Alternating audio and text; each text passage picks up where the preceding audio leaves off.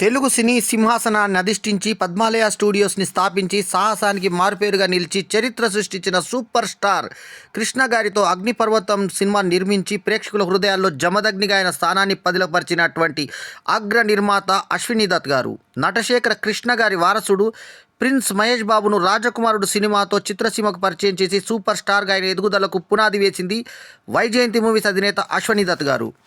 3 తరాల నట వారసత్వానికి కొనసాగింపుగా నేడు పద్మభూషణ్ ఘట్టమనేని కృష్ణ గారి దివ్య ఆశీస్సులతో ఘట్టమనేని ఆదిశేషగిరిరావు గారి ఆత్మీయ దీవెనలతో సూపర్ స్టార్ మహేష్ బాబు గారి ప్రేమాభిమానాలతో కృష్ణ గారి మనవడు ఘట్టమనేని జయకృష్ణను యంగ్ స్టార్గా తెలుగు సినీ ప్రపంచానికి పరిచయం చేస్తూ నవశకానికి నాందిగా మరో ప్రతిష్టాత్మక చిత్రానికి శ్రీకారం చుట్టిన అశ్విని దత్ గారికి హృదయపూర్వక అభినందనలు. పద్మాలయ స్టూడియోస్, వైజయంతి మూవీస్ సంస్థల బంధం తరతరాల వెండితెర అనుబంధం. ఇట్లు పద్మాలయ స్టూడియోస్.